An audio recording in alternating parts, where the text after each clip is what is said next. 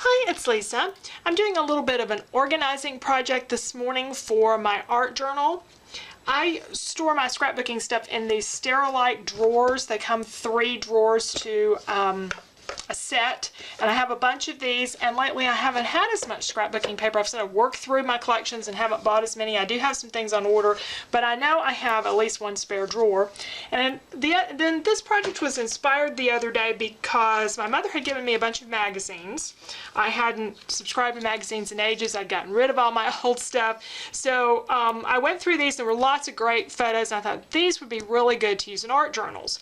And about that time I was doing a layout and was looking for some paper for the layout, and I came across this paper from Echo Park, and it's the back side of the label for the collection. Had all these journaling cards on there, and I thought, wouldn't these look great in an art journal? Because some of them would look really good for scrapbooking, and some of them I probably wouldn't use in my scrapbooking pages, but they would look really good on art journals. So I'm going to cut this up, and I had this paper that I don't really want to cut up. I'm not sure what I want to use it for, so I decided just to put a bunch of this stuff in a drawer, and I'm going to go through several other things that I have so that I can put together a stash of things that when I sit down in art journal and I want stuff to put on there besides paint and stenciling and mediums, then I have one place to go to find things, and I don't have to search through a bunch of different locations.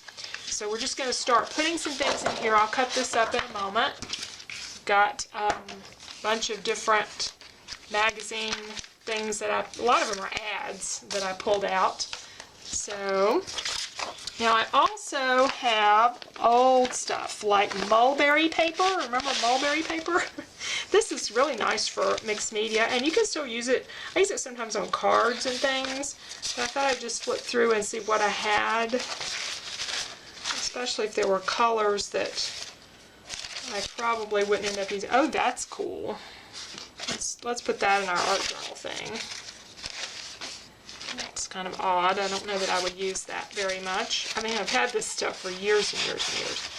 This has some great texture to it, but it's not so textured that... I don't like to put super textured things in my art journal. I want the pages to close pretty well. Even I like this one with the holes in it. Of course, I could use all of these different ones. There's another one with the texture. Alright, so we'll just put a few odds and ends in there. We don't want the drawer so stuffed that I can't find anything.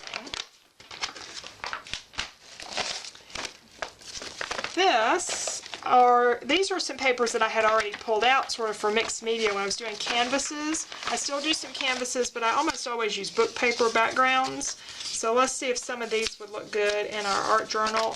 There's some perfect ones. I don't want to put too many of these papers in there because I just don't want it to be the drawer so full and cluttered that I can't find anything.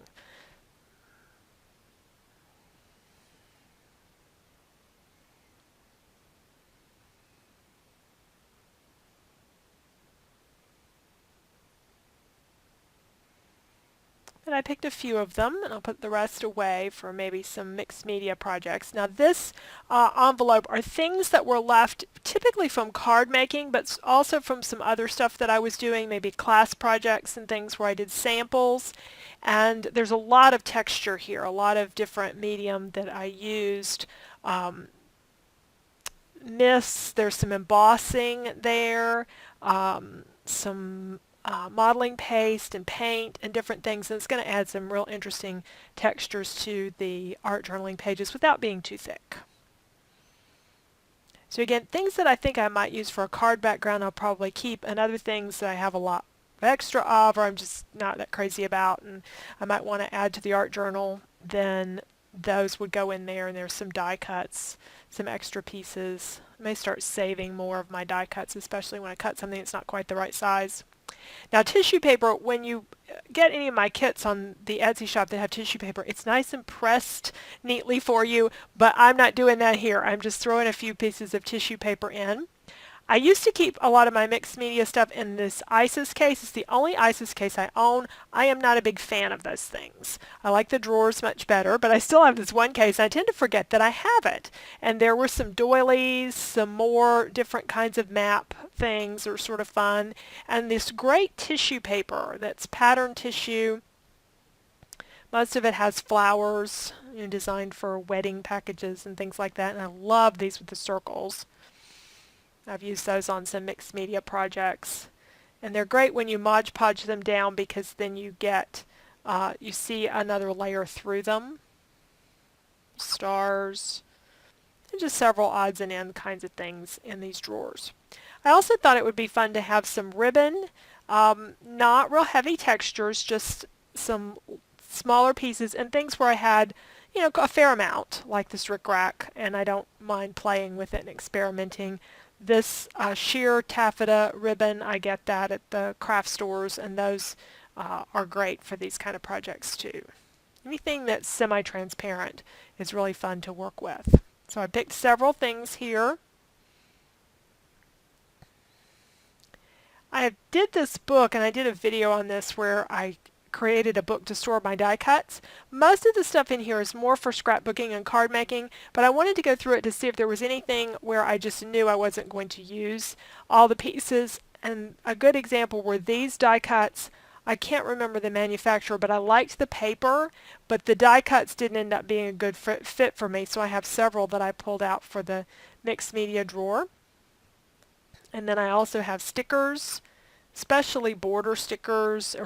I'm looking for things here where there aren't many stickers left on the sheet, so I can move them out of this drawer and hopefully just move them out of my stash.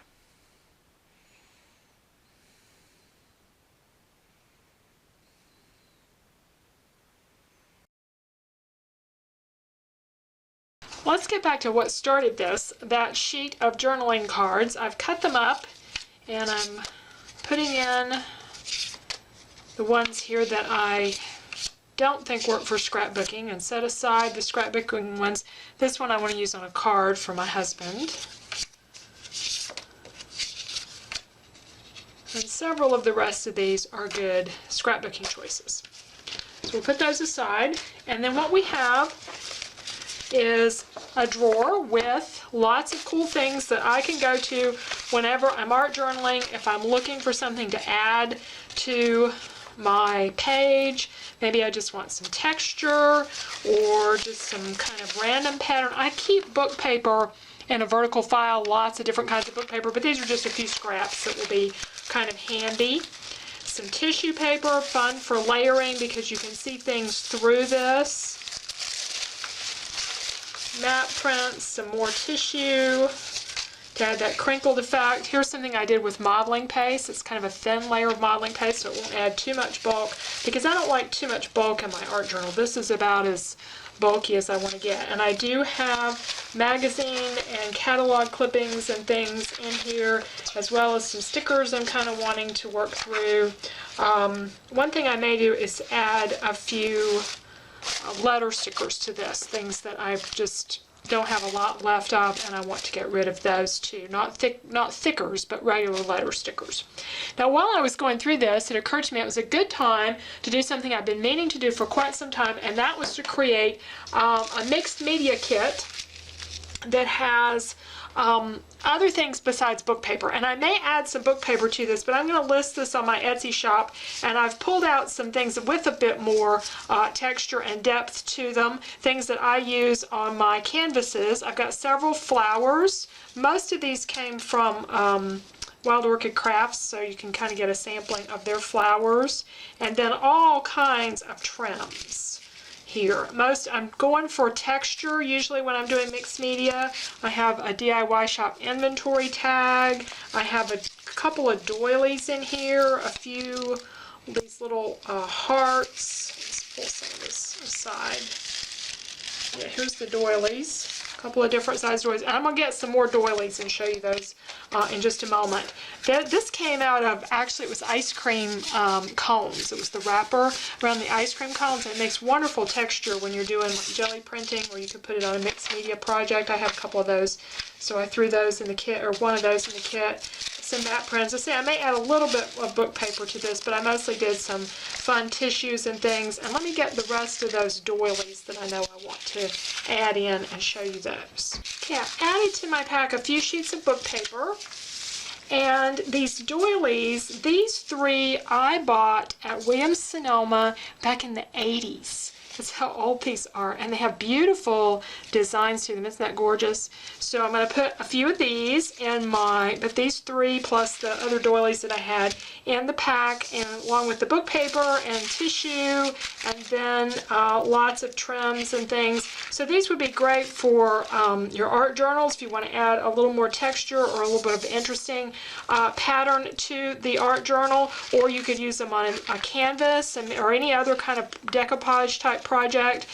These would be really fun things to work with. So I'll add this as a kit to my Etsy shop, so take a look out for that. And I'll be using my own little scrap bin here in some future art journaling projects. Thanks so much for watching today.